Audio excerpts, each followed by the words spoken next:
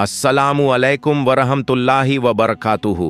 दोस्तों, आज की कहानी सुनकर आपका दिल कांप उठेगा। एक नेक और परहेजगार लड़की जो हाफिज़े कुरान थी, जो नमाज की पाबंद और सिलाई से अपना हलाल रिज़्क कमाती थी, उस पर अल्लाह का अजाब क्यों उतरा? आखिर कौन सी ऐसी गलती हुई कि रहमत करने वाले रब्बुल आलमीन का गजब उस पर टूटा? कभी कभी जिंदगी की सबसे छोटी गलती आखिरत में बहुत बड़ी सजा बन जाती है। इसलिए इस वीडियो को आखिर तक जरूर देखें, क्योंकि इसमें एक ऐसी हकीकत छिपी है जो हमारे ईमान को झकझोर देगी। एक छोटे से शहर के बाहरी किनारे पर आयत नाम की एक लड़की अपनी अम्मी के साथ सादा जिंदगी गुजारती थी। उसके वालिद का कुछ अरसा पहले इंतकाल हो चुका था। अम्मी ने बड़ी मेहनत से अपनी बेटी को कुरान हिफ्ज करवाया और साथ ही दुनियावी तालीम व सिलाई कढ़ाई भी सिखाई, ताकि वह हलाल रोजी के जरिए घर का खर्च चला सके। आयत निहायत मेहनती, पाक नीयत और दीनी उसूलों पर कायम रहने वाली लड़की थी। उसके कुछ इस्लामी जाब्ते थे जिनसे वह कभी समझौता नहीं करती थी। एक दिन दो औरतें उसके पास आईं और जिद करने लगीं कि वह उनके कपड़े सी दे। आयत ने मुलायम लेकिन सख्त लहजे में इनकार कर दिया। वो औरतें कहने लगीं, बहन, तुम तो सबके कपड़े सिलती हो, बहुत अच्छा काम करती हो, हमारे भी कपड़े सी दो। ये कपड़ा महंगा है, किसी और दर्जी से खराब नहीं करवाना चाहते। मगर आयत ने इत्मीनान से जवाब दिया, आपका डिजाइन हिजाब के खिलाफ है, उसमें सतर जाहिर होता है, हाथ और पिंडलियां खुली रहेंगी। अल्लाह की पनाह, मैं ऐसे बेहयाई वाले लिबास कैसे सी सकती हूँ? वो औरतें लालच देने लगीं। ठीक है, 500 नहीं, 1000 रुपये ले लो, लेकिन कपड़े तुम ही सी दो। मगर आयत डटी रही और बोली, बाजी, चाहे जितना ऑफर करो, मैं ऐसा काम नहीं करूंगी जो अल्लाह की नाराजगी का सबब बने। उनके जाने के बाद अम्मी ने कुछ अफसोस से कहा, बेटी, क्यों रोजी रोटी को ठोकर मारती हो? कुछ पैसे आ जाते तो घर का बोझ हल्का हो जाता। इस पर आयत ने पूरे यकीन से कहा, अम्मी, हराम कमाई से पेट भरना हमारे लिए मुनासिब नहीं। मैं ऐसे कपड़े सीकर गुनाह नहीं कमाना चाहती। अल्लाह ताला ही रिज्क देने वाला है, मैं उसकी रजा के खिलाफ कभी नहीं जाऊंगी। इतना कहकर आयत ने अपना दुपट्टा ठीक किया और वुजू करने चली गई। अम्मी चुपचाप उसे देखती रहीं। उनकी आंखों में एक अजीब सुकून था। जब भी कोई आयत से दीनी उसूलों के खिलाफ बात करता, वह हमेशा ईमानदारी और हया से भरा जवाब देती। अम्मी को अपनी बेटी पर फख्र था, क्योंकि वो जानती थीं कि आयत सिर्फ अल्लाह की रजा के लिए जीती है। अम्मी अक्सर दूसरे घरों में मजदूरी करके हलाल रोजी कमाती, जबकि आयत घर पर रहकर सिलाई कढ़ाई करती रहती। इसी मशक्कत और सब्र के दौर में आयत ने धीरे धीरे अपना पूरा दहेज का सामान जमा कर लिया। फिर अम्मी ने एक नेक सिरत, दीनी मिजाज वाले लड़के से उसका निकाह कर दिया। वह लड़का गरीब था, लेकिन अखलाक और तहजीब में आला दर्जे का, अपनी बीवी की इज्जत करता और उसकी हर बात की कद्र करता था। निकाह के वक्त अम्मी ने खुलकर कहा, मेरे पास मेरी बेटी के सिवा कोई सहारा नहीं, चाहती हूं कि मेरी बेटी और दामाद इसी घर में रहें। लड़के के घर वालों ने भी ये बात खुशी खुशी मंजूर कर ली। इस तरह निकाह के बाद भी आयत अपनी अम्मी के घर में ही रहने लगी। उसका शौहर बहुत मेहनती था, मगर रिज्क तंग था। गुजारा मुश्किल से चलता तो आयत को फिर से सिलाई का काम करना पड़ा। वक्त इसी तरह गुजरता गया और एक दिन आयत को अल्लाह ने हमल की खुशखबरी दी। अब उसके लिए सिलाई मशीन पर बैठना मुश्किल हो गया था। इसी दौरान एक तरफ यह रहमत आई तो दूसरी तरफ इम्तिहान भी। उसके शौहर ने आकर कहा कि उसे नौकरी से निकाल दिया गया है। यह सुनकर आयत की आंखों से आंसू बह निकले। बोली, अब मैं इस हालत में भी काम करूं? क्या मुझे चैन और सुकून नसीब नहीं होगा? लेकिन उसका शौहर बहुत शफकत वाला था। जब आयत सिलाई करती तो वहीं चाय बना देता, कभी खाना तैयार करता और रोज रोजी की तलाश में निकल जाता। मगर अल्लाह की मर्जी कुछ और थी, उसे कहीं काम नहीं मिल रहा था। दिन यूं ही बीतते गए और आखिरकार आयत ने एक बेटी को जन्म दिया। अम्मी और शौहर दोनों की खुशी का ठिकाना न रहा। शौहर ने तो बच्ची की खुशी में मिठाइयां बांटकर शुक्र अदा किया। उसी दिन अल्लाह ताला ने एक और रहमत का दरवाजा खोला। उसे फिर से रोजगार मिल गया। हाँ, जिस ठेकेदार के पास काम मिला वह बहुत सख्त मिजाज और रूखा इंसान था। मजदूरों से बदतमीजी करता, गंदी जबान इस्तेमाल करता, मगर लोग मजबूरी में उसी के पास काम करते रहे। उधर घर की तंगी अब भी कायम थी। जब बेटी कुछ बड़ी हुई तो आयत ने फिर से सिलाई कढ़ाई का काम शुरू किया। औरतें जब भी अपने कपड़े सिलवाती तो बचा हुआ कपड़ा उसी को दे देती। आयत उन्हीं टुकड़ों से अपनी बेटी के छोटे छोटे फ्रॉक सिलती और उसे पहनाकर अल्लाह का शुक्र अदा करती, क्योंकि उसके लिए वही कपड़े सबसे कीमती नेमत थे। जिंदगी अब बस किसी तरह गुजर बसर हो रही थी। आयत के शौहर की कमाई इतनी कम थी कि वो मुश्किल से घर का बिजली का बिल और थोड़ा बहुत राशन सौदा ही पूरा कर पाता था। मगर फिर एक दिन कुदरत का फैसला कुछ ऐसा आया जिसने पूरे घर की दुनिया उलट दी। हुआ यूं कि एक रोज आयत का पांव सीढ़ियों पर फिसल गया। वह ऊपर से लुढ़कते हुए नीचे तक जा गिरी। उसका सर जमीन से टकराया और खून तेजी से बहने लगा। यह मंजर देखकर अम्मी की चीखें गूंज उठीं और कुछ ही मिनटों में पूरा मोहल्ला उनके घर के बाहर जमा हो गया। किसी ने फौरन खबर उसके शौहर को दी। उस दिन जुमे का दिन था। वह इसलिए काम पर गया था कि अतिरिक्त मजदूरी मिले तो अपनी नन्ही बेटी के लिए कोई खिलौना खरीद लाए। काम की जगह पर उस दिन और कोई मजदूर मौजूद भी नहीं था। जब उसे यह मनहूस खबर मिली तो वह बेकरारी में ताले बंद करके चाबी जेब में डालकर पूरे रास्ते दौड़ पड़ा। मगर अफसोस, जब तक वह डॉक्टर तक पहुंच पाता, आयत ने रास्ते में ही दम तोड़ दिया। यह सुनकर उसका शौहर दीवानों की तरह तड़पने लगा और अम्मी भी सिसक सिसक कर जमीन पर गिर पड़ी। सबसे बड़ा दर्द उसके शौहर के दिल में यह था कि अब उसकी मासूम बेटी अपनी मां की ममता से महरूम हो चुकी थी। वह सोचता जा रहा था, इतनी छोटी उम्र में यह बच्ची बिना मां के कैसे पलेगी। पूरा मोहल्ला गम से भर गया। कौन सोच सकता था कि इतनी कमसिन, नेक सिरत, हया पसंद लड़की इस तरह भरी जवानी में खामोशी से चली जाएगी। हर जुबान पर उसकी नेकी, परहेजगारी और अखलाक का जिक्र था। लोग कहते नहीं थक रहे थे कि आयत कितनी पाक दामन और खैरख्वाह थी, दूसरों का दर्द अपना समझने वाली। उसकी अम्मी और शौहर दोनों का रो रो कर बुरा हाल हो गया। जब जनाजे की तैयारी हुई तो लोगों की आंखें नम थीं। सब ने नमाज ए जनाजा अदा की और फिर करीबी कब्रिस्तान में आयत को दफन किया गया। उसके शौहर ने खुद कब्र में उतरकर उसे सुपुर्दे खाक किया।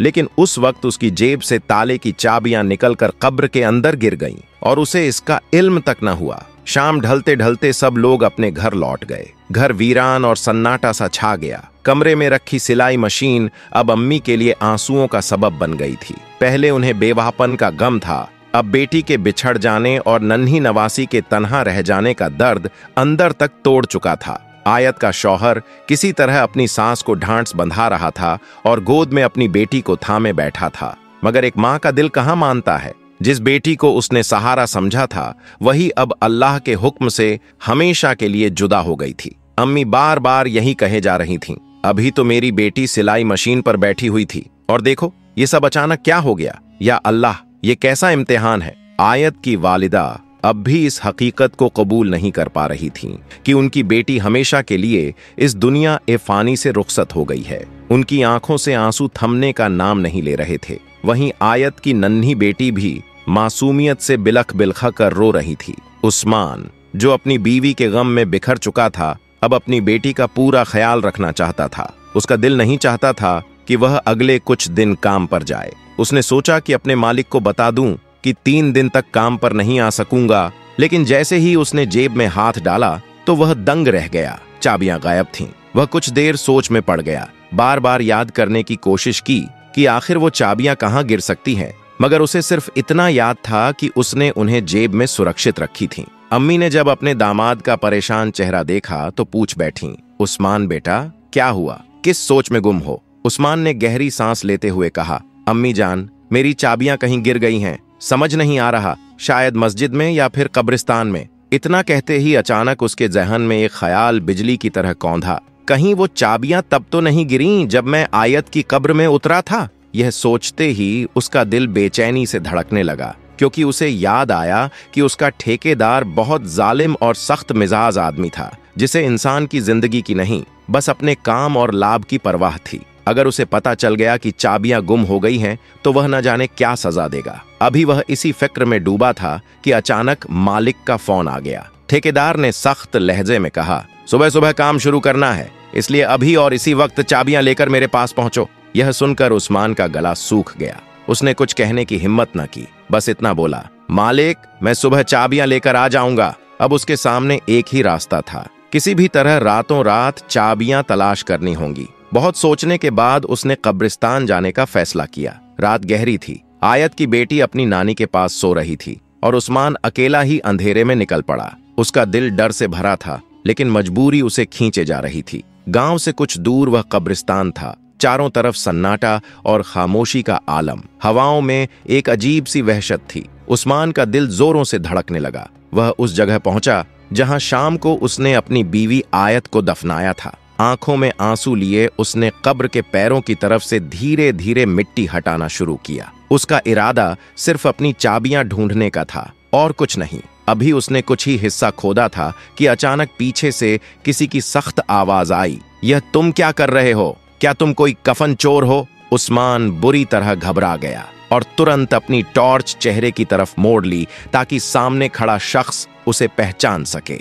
वह था गोरख हसन, जो कब्रिस्तान का निगाहबान था। तो गोरख ने हैरानी से पूछा, भाई क्या तुम वही शख्स नहीं हो जिसकी बीवी का इंतकाल अभी कुछ दिन पहले हुआ था? यह सुनकर उस्मान, आयत का शौहर, कांपती आवाज में बोला, जी हां, मैं ही हूं। कल शाम मैंने अपनी बीवी आयत को दफन किया था, लेकिन दफन के वक्त गलती से मेरी जेब में रखी कीमती चाबियां कब्र के अंदर गिर गईं। वो चाबियां मेरे लिए बेहद अहम हैं। अल्लाह का वास्ता मेरी मदद कर दो। यह सुनकर गोरख ने रहम खाते हुए कहा, ठीक है, मैं तुम्हारी मदद करता हूं। दोनों ने मिलकर कब्र की मिट्टी हटानी शुरू की। कुछ देर में कब्र का ऊपरी हिस्सा खुल गया। अब उस्मान का डर कुछ कम हो गया था और उम्मीद थी कि चाबियां मिल जाएंगी। मगर जैसे ही कब्र पूरी खुली और उसने अंदर झांका तो उसकी रूह तक कांप गई। उसके हाथ से फावड़ा गिर पड़ा और चेहरा जर्द पड़ गया। गोरख ने फौरन मिट्टी दोबारा डालनी शुरू कर दी। उसका पसीना छूट रहा था। वह कांपते हुए बोला, अल्लाह रहम करे, तुम्हारी बीवी कैसी औरत थी? उसके कब्र में तो अजाब बरस रहा है। उस्मान दहल गया। उसके दिल में सवाल उठने लगे, ऐ खुदा, मेरी आयत तो परहेजगार और पाक दामन थी। उसने तो कभी बेपर्दगी या गुनाह का काम नहीं किया, फिर उस पर इतना सख्त अजाब क्यों उतर रहा है? उसकी आंखों से आंसू बहने लगे और वह सिसकते हुए कहने लगा, ऐ अल्लाह, मेरी बीवी ने अगर कोई गुनाह किया भी हो तो उसे माफ फरमा दे, उस पर रहम कर। गोरख ने उसके कंधे पर हाथ रखकर कहा, भाई, अब इन चाबियों का कोई और इंतजाम कर लो। जो कुछ हमने देखा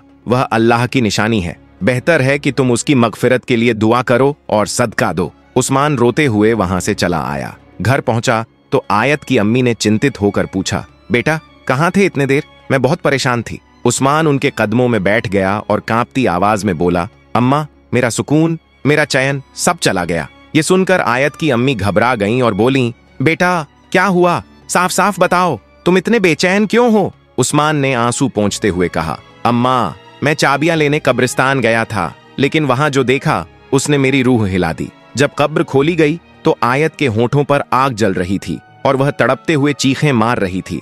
मैंने आग बुझाने की कोशिश की, मगर उसके होंठ जलकर काले और सूज गए थे, जबकि बाकी जिस्म सलामत था। यह सुनकर आयत की अम्मी के होठों से भी आवाज ना निकली। उनका दिल सन्न रह गया और आंखों से बेइख्तियार आंसू बह निकले। थोड़ी देर को आग बुझी और फिर अचानक से दोबारा भड़क उठी। पहले तो समझ नहीं आया कि यह क्या मामला है, मगर गोरख ने मुझे बताया कि यह दरअसल अजाबे इलाही है और यह सिर्फ उसके होठों को जला रहा है। यह सुनकर उस्मान फूट फूट कर रोने लगा और कहने लगा, अम्मा, समझ में नहीं आता कि उसकी जुबान पर आग क्यों लगी थी। उसने तो हमेशा इन होठों से अल्लाह का जिक्र ही किया था, कभी गईबत नहीं की थी। वह नेक औरत थी, यानी आयत, और उसका शौहर भी सारी रात रोता रहा और अल्लाह ताला से आयत की मगफिरत के लिए दुआ करता रहा। फज्र की अजान हुई तो आयत की मां ने कहा, मस्जिद के इमाम साहिब को खामोशी से यह पूरा वाकया बताओ और उनसे मालूम करो कि आखिर ऐसा क्यों हो रहा है। क्या मेरी बेटी से कोई गलती हुई है? वह कहने लगी, इमाम साहिब बहुत नेक और परहेजगार इंसान हैं, यकीनन वह हमारी मदद करेंगे। ये बात उस्मान को भी मुनासिब लगी, क्योंकि अगर इस मसले का कोई हल बता सकता था तो वह सिर्फ इमाम साहिब ही थे। जब उस्मान नमाज के लिए मस्जिद गया तो नमाज के बाद उसने रोते हुए तन्हाई में इमाम साहिब को रोक लिया और पूरा वाकया बयान कर दिया। ये सुनकर इमाम साहिब ने कहा, मैं आयत की मां से मिलना चाहता हूं। फिर उस्मान उन्हें अपने घर ले आया और आयत की मां से मुलाकात करवा दी। इमाम साहिब पूछने लगे, अम्मा बताओ, कहीं आयत किसी की गईबत तो नहीं करती थी या कोई ऐसा गुनाह जो जबान से होता हो? इस पर आयत की मां ने कहा, नहीं, मेरी बच्ची तो सिर्फ सिलाई का काम करती थी। उसे इतनी फुर्सत कहाँ थी कि पड़ोस में जाए या सहेलियों के पास बैठकर बातें करे। यह सुनकर इमाम साहिब ने एक ऐसा सवाल किया जिससे वह चौंक उठी। इमाम साहिब ने कहा, क्या आयत किसी की अमानत अपने पास रखती थी, जैसे कोई बचा हुआ कपड़ा, लेस या धागा? इस पर आयत की मां बोली, नहीं, वह तो हमेशा बचे हुए कपड़े और धागे वापस लौटा देती थी। अगर उसे कोई कपड़ा चाहिए भी होता तो पूछ कर ही लेती थी। ये सुनकर इमाम साहिब ने कहा, अच्छी तरह सोच लो, शायद कोई छोटी सी गलती हो गई हो जिसकी वजह से उसके होठों पर अजाब आया हो। मुझे लगता है कि यह मामला अमानत से जुड़ा हुआ है, वरना मैं उसकी नेकी से खुद वाकिफ हूँ, क्योंकि इमाम साहिब खुद जानते थे कि आयत ने उनके पास ही कुरान पाक हिफ्ज किया था। फिर इमाम साहिब ने कहा, बीवी जरा और गौर करो, कोई ऐसी आदत जो उसकी जबान या होठों से ताल्लुक रखती हो। बहुत देर सोचने के बाद आयत की माँ बोली, हाँ, एक आदत थी जिससे मुझे हमेशा चिढ़ रहती थी। वह कैंची के बजाय अपने दांतों से धागा तोड़ती थी, और जब कभी धागे का बारीक रेशा उसके होठों या दांतों में रह जाता तो उसे चबाने लगती थी। अक्सर मैंने देखा था कि आयत कपड़े सिलते वक्त बार बार कैंची का इस्तेमाल नहीं करती थी। वह धागे को मुंह से खींचकर तोड़ देती और फिर उसी धागे को चबाकर थूक देती थी। मैंने कई बार उसे समझाया कि इस तरह करने से होंठ जख्मी हो सकते हैं, मगर वह अपनी इस आदत से बाज नहीं आती थी। जब यह बात इमाम साहब ने सुनी तो फौरन कहने लगे, हो सकता है यही वजह रही हो कि उस पर अजाब नाजिल हुआ, क्योंकि जब आयत की मौत हुई थी उससे पहले वह कपड़े सिल रही थी और फिर सीढ़ियों की तरफ गई थी। शायद उसी वक्त धागे का जरा सा टुकड़ा उसके मुंह में रह गया हो और उसी की वजह से उस पर अजाब आया हो। उन्होंने आगे समझाया कि सिलाई के दौरान बचने वाला धागा भी दरअसल अमानत कहलाता है। जिस शख्स ने कपड़ों की सिलाई के पैसे दिए, उसके हक में बचा हुआ हर टुकड़ा, हर सामान वापस करना लाजिमी होता है। बेहतर यही है कि उसकी मगफिरत के लिए दुआ की जाए, और जिन लोगों के कपड़े वह सिलती थीं, उनसे उसकी इस आदत का जिक्र करके उनकी माफी हासिल की जाए। ये सुनकर आयत की मां बेहद परेशान हो गईं। उन्हें यह गुमान तक न था कि इतनी मामूली सी आदत की वजह से उनकी बेटी को इतना सख्त अजाब झेलना पड़ा होगा। उन्होंने फौरन उन सब लोगों को घर बुलाया जिनके लिए आयत कपड़े सिलती थी, और सबको उसकी इस आदत के बारे में बताया। फिर हाथ जोड़कर गुजारिश की कि वे सब उसकी मगफिरत के लिए दुआ करें और उसे माफ कर दें। लोगों ने तुरंत माफ कर दिया, क्योंकि उनकी नजर में यह कोई बड़ा गुनाह नहीं था। मगर जैसा कि कहा गया है, जो चीज इंसानों को मामूली लगती है, अक्सर अल्लाह के यहाँ वही भारी साबित होती है। चूंकि यह अमानत का मामला था, शायद इसलिए उसकी पकड़ हो गई थी। चूंकि सब लोग आयत की नेक आदतों और अच्छे अखलाक से वाकिफ थे, उन्होंने उसे आसानी से माफ कर दिया और अपने घर लौट गए। उसी रात आयत की मां ने अपने दामाद उस्मान से कहा, जल्दी करो, दोबारा उसकी कब्र खोलो और चाबियों के साथ यह भी देखो कि क्या अब उस पर से अजाब हट गया है। उनकी चाहत यह थी कि असल वजह मालूम हो सके, क्या वाकई एक जरा सा धागा ही उसकी मुसीबत की वजह बना था। उस रात उस्मान फिर गोरख के साथ कब्रिस्तान गया और दोनों ने मिलकर कब्र खोदी। जब उन्होंने अंदर देखा तो पाया कि आयत का जिस्म बिल्कुल सही सलामत था। वहां से खुशबू आ रही थी और किसी किस्म का कोई अजाब बाकी न था। साथ ही उस्मान की चाबियां भी उसी कब्र में मौजूद थीं। साबिर ने वह चाबियां उठाईं और कब्र को दोबारा बंद कर दिया। फिर वह कांपते दिल के साथ घर लौटा और उसने पूरी हकीकत आयत की वालिदा के सामने बयान कर दी। यह सुनकर उनकी आंखों से आंसू बह निकले और उन्होंने फौरन अल्लाह ताला के सामने सजदा किया और कहा, अल्हम्दुलिल्लाह, ए रब्बुल आलमीन, तूने मेरी बेटी पर से अजाब उठा लिया। जब यह खबर पूरे गांव में पहुंची तो लोग हैरत में डूब गए। हर जुबान पर यही अल्फाज थे कि इतनी सालेहा औरत को सिर्फ एक मामूली सी अमानत की अदायगी न करने पर कब्र का अजाब झेलना पड़ा। लोगों ने आपस में कहा कि अमानत में खयानत के बारे में खुद हदीस ए नबवी सल्लल्लाहु अलैहि वसल्लम में सख्त वईद आई है। रसूलुल्लाह सल्लल्लाहु अलैहि वसल्लम ने फरमाया, जिसके अंदर अमानत नहीं उसके अंदर ईमान नहीं। उस दिन गांव के मर्द, औरतें, बूढ़े और जवान सबने मिलकर तौबा और इस्तिगफार किया। हर शख्स ने